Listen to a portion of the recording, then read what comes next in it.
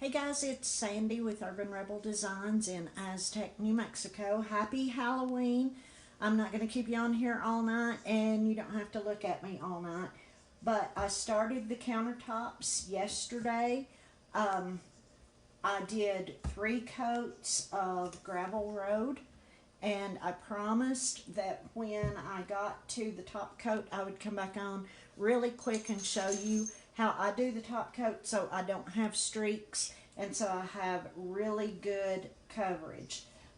Because this is such a dark color, hi Pam, hi Ellen, I'm going to add a little bit of paint to my gator hide. I happen to have gator hide in a gallon bucket, so I went ahead and poured some out. And all I'm going to do is add a little bit of my gravel road to my gator hide. This is going to help hide any streaks that, and I'm just putting, get some of that off. I'm literally putting just a tiny tad in. And I'll stir that around really well. This will help get rid of any streaks that might appear. And it's not going to affect the strength of the gator hide. Thank you, Pam. I appreciate that very much. So let me get this stirred up. I will back up. I cleaned my countertops really well with White Lightning and a green scrubby pad. And then I ended up putting 3 coats of gravel road on, because when I got the second coat, it may, hi AJ, it may have just been my old eyes or my imagination, or it may have been true, but I thought I could still see just a little bit of the brown coming through, so I went ahead and did a 3rd coat, which is a good hint. Sometimes when you're painting dark over light, it will take more coats also.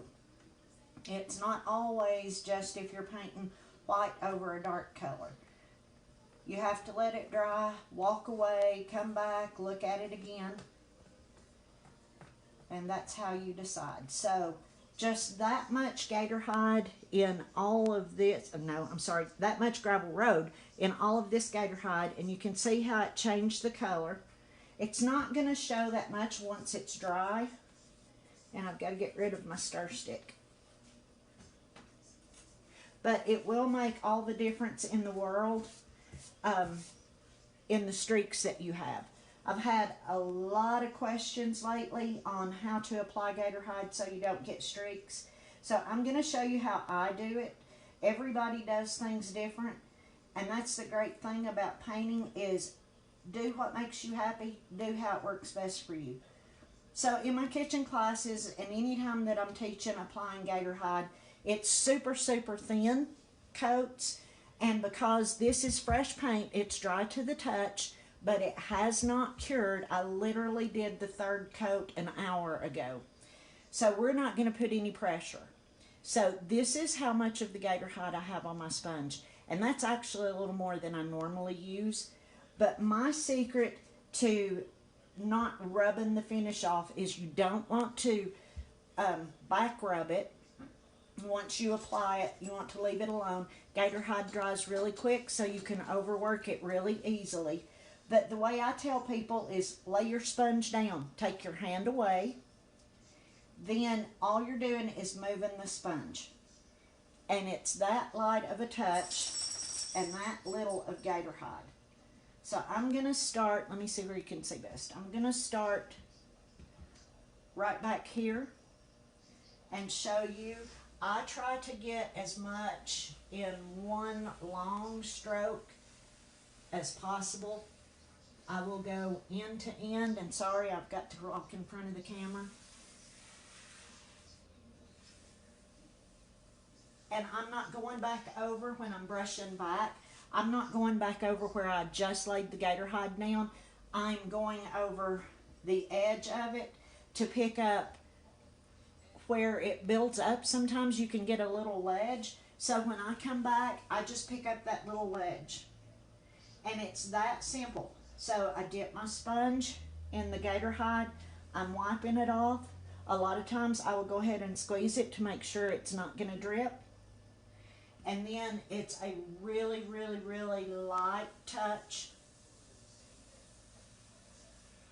I'm moving the sponge. Now you're going to see, if you can see maybe back here, there are going to be some spots that don't look like they got covered. That's why we're going to do multiple coats. I will end up probably doing 4 coats on this because this is right next to my sink and it's heavily used. So I want the extra added protection.